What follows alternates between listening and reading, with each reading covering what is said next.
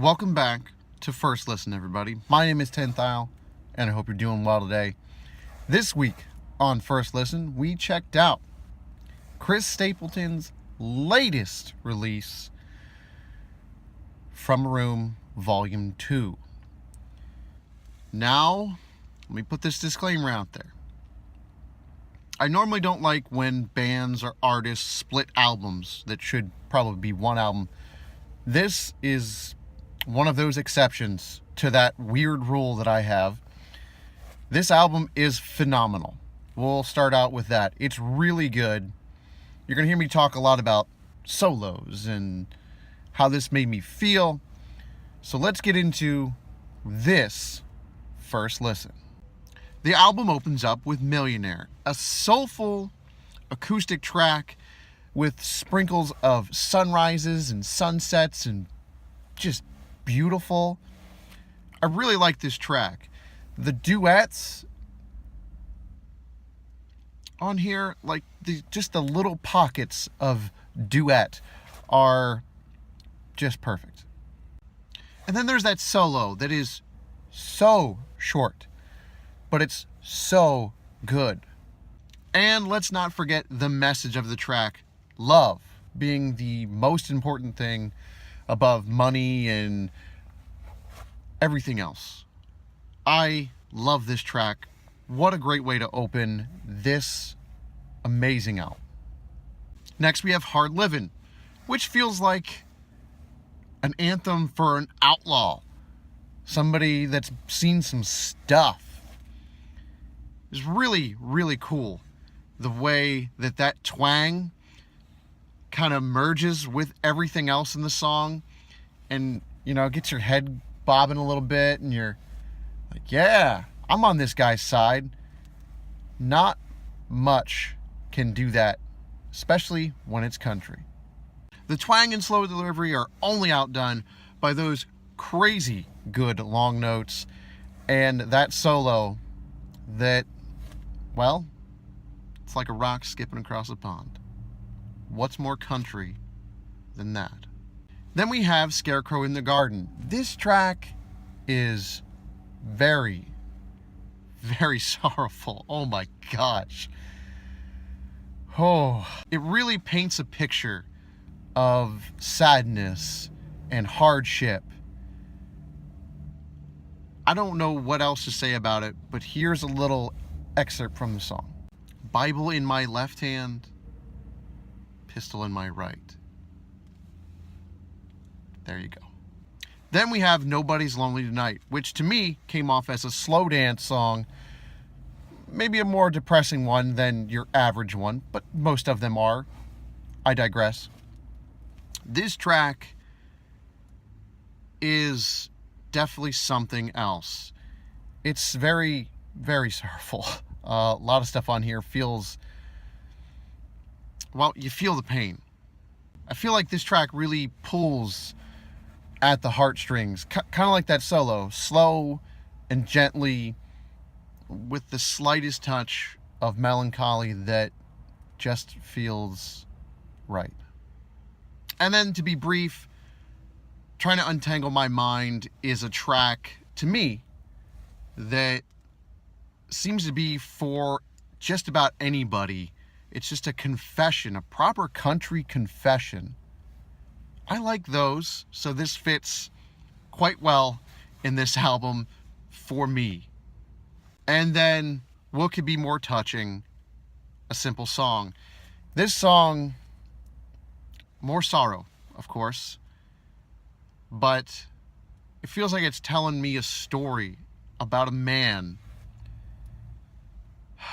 who has encountered certain hardships in his life and how he's dealt with it and kind of just pushed through and carried on. Not the easiest thing to go through, of course, but a pretty impactful track with a very well done arrangement. Very nice. And to kick the album into a completely different gear, we have A Midnight Train to Memphis. This track is talking about prison and all the hardships and pain and anguish and stress and all the stuff that goes along with that.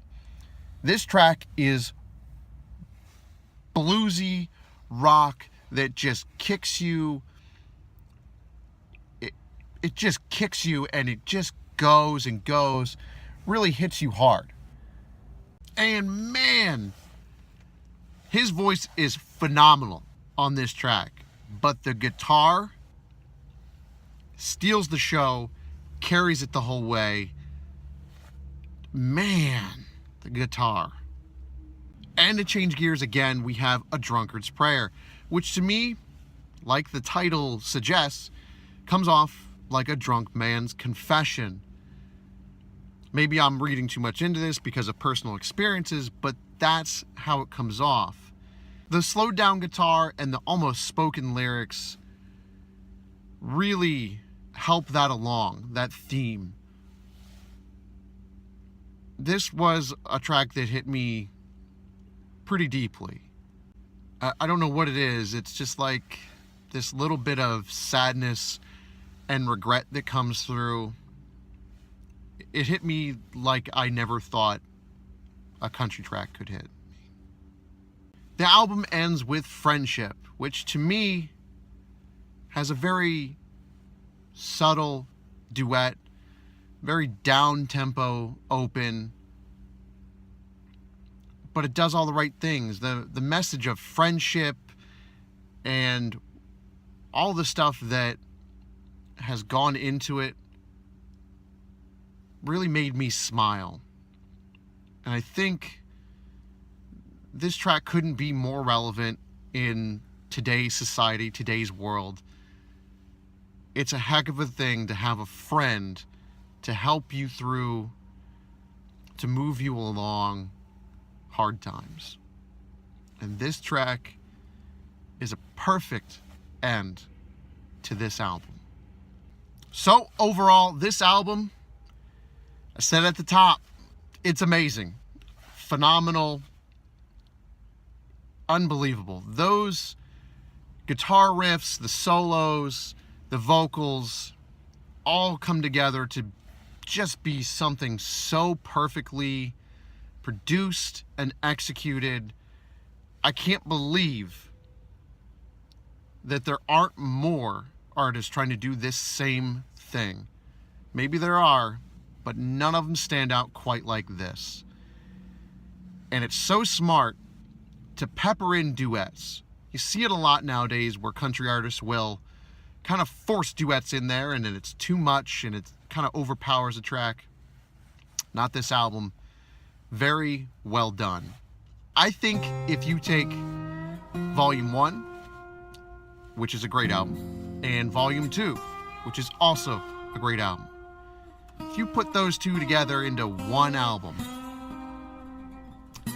you may have one of the best, maybe almost perfect combinations.